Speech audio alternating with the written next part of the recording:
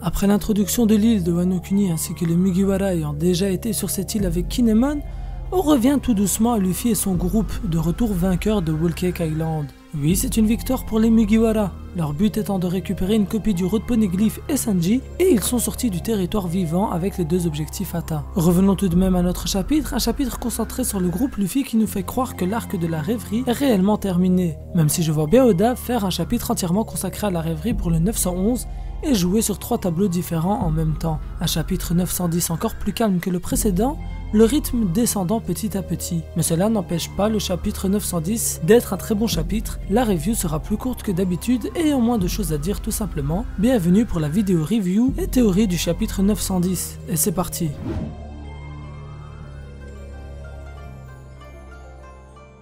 Comme expliqué plusieurs fois dans certaines de mes vidéos One Piece, nous découvrons en général le monde à travers les yeux des protagonistes. Ainsi, lorsqu'un tel personnage faisait telle chose, nous n'étions pas forcément au courant tant que Luffy ne l'était pas non plus. Par exemple, nous avons appris en même temps que Luffy le déroulement du combat entre Barbe Noire et Ace, ou encore le Haki, et bien d'autres choses. Ainsi, lorsque Oda parle de quelque chose à côté, il utilise la technique du journal, souvent lu par un autre personnage, pour mettre au courant le protagoniste et donc le lecteur. Par exemple, si nous avions vu Burgess s'infiltrer à Baltigo, nous avons appris via Pedro que Barbe Noire a attaqué cette île mythique. Et c'est pareil ici. Tout ce que nous avons vu durant les chapitres de la rêverie sont lus dans le journal par Nami pour mettre au courant Luffy. Bien évidemment, ce qui se passe à Marijoaz est d'une autre catégorie et je ne suis pas sûr que le Times ait le droit d'en parler. D'ailleurs, cela nous permet de mettre une date bien précise sur le déroulement des événements de ce chapitre, qui se passe sûrement le lendemain du début de la rêverie. Tout d'abord parce que, comme a dit Nami, la rêverie est en cours, mais parce que tous les éléments du dernier jour, donc les éléments des chapitres 907 et 908, sont écrits dans le journal. Nous pouvons considérer que ce journal est celui du lendemain. Il y a même une page pour Big Mom et Kaido, cette fameuse conversation interceptée par la marine.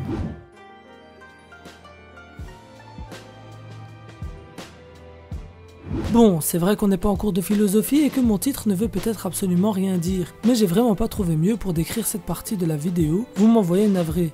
Ce que je veux dire par subtilité pour l'inconscience, ne vous inquiétez pas, ce n'est pas si compliqué que ça, c'est que, comme vous le savez tous, Oda glisse de manière subtile certaines choses qui servent en réalité à l'intrigue. Ce n'est pas nouveau, c'est l'un des points forts de One Piece. Ainsi, lorsque les photos des personnages de la rêverie attirent l'attention de Chopper et Sanji, qui les découpent dans le journal, cela empêche Nami de pouvoir lire la page qui suit, la page qui concerne ce fameux lien entre Big Mom et Kaido. D'ailleurs, Nami dira « Qu'a fait Big Mom, je n'arrive pas à lire ».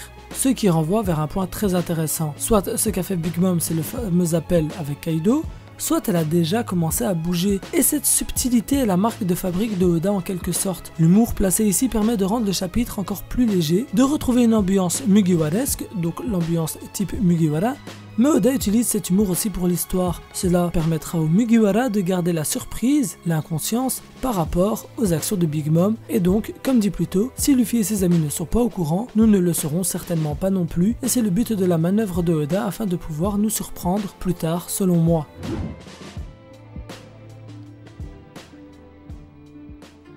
Connaissez-vous Hokusai, peintre japonais hyper populaire de l'ère Edo? Et oui, Oda renvoie tout à l'ère Edo pour cet arc de Wano Kuni, et cela confirme encore et encore une fois que Wano Kuni est le Japon de cette ère. Si je cite Hokusai, ce n'est pas pour rien, il est très connu pour ses peintures où le sujet principal était toujours à l'arrière du décor ou prenait bien moins de place. En effet, toutes ces peintures portaient sur le mont Fuji, qu'il mettait en avant d'une certaine manière, une manière particulière.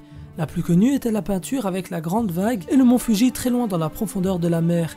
Et nous retrouvons cette vague dans ce chapitre lorsque Nami affirme que l'eau est bizarre. Oda dessine la mer dans le style Hokusai et pas que, étant donné qu'il gardera ce délire pour quasi tout le reste du chapitre pour les décors. Ainsi, leur aventure rocambolesque devient encore plus folle avec un poulpe qui fait du kabuki, des carpes géantes qui remontent des cascades dont le courant est ascendant. Tout ça fait partie du patrimoine japonais et Kinemon a mis en garde Nami en précisant qu'il s'agissait d'une des barrières naturelles de Wano Kuni.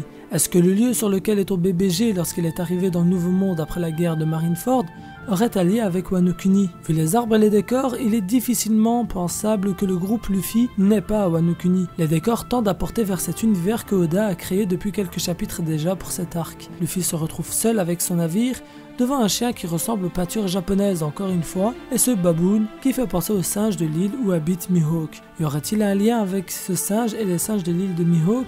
Encore beaucoup de questions sans réelle réponse, mais les choses avancent mine de rien. Le groupe de Luffy se rapproche pas mal de Wano Kuni et ce chapitre montre toute la beauté ainsi que l'esthétisme du folklore japonais. Oda est capable de s'approprier des styles de grands peintres pour s'en inspirer et rendre One Piece encore plus beau. Wano Kuni est totalement le Japon de l'ère Edo et l'auteur utilise des petits stratagèmes afin d'introduire une pincée d'humour propre au Mugiwara, mais qui permet aussi de garder des points mystérieux. J'ai énormément apprécié ce chapitre, tant voir les Mugiwara comme ça m'avait manqué, mais aussi pour la beauté des cases et des décors incroyables. Et toi, qu'en as-tu pensé? Qu'est-ce qui t'a le plus plu et que tu as le moins apprécié? Laisse ton avis en commentaire. En attendant, c'est la fin de cette vidéo, qui j'espère t'aura plu. Et si c'est le cas, dégomme-moi ce pouce bleu à la manière que Luffy a dégommé Doflamingo avec un King Kong Gun, et partage un maximum la vidéo avec ton entourage. Si tu es nouveau sur la chaîne, n'hésite pas à t'abonner et à activer la cloche pour ne rien rater. Et je remercie Little Garden pour le chapitre. Ils font un taf de traduction énorme et restent très fidèles aux versions anglophones. Il y a moins de sujets d'interprétation personnelle chez eux et c'est très important pour ne pas assimiler des erreurs de traduction. Je vous laisse le site ainsi que leur Discord en commentaire si vous voulez m'y rejoindre et nous rejoindre, ils sont hyper sympas. C'était Ryuzaka, El Psy, Kongeru.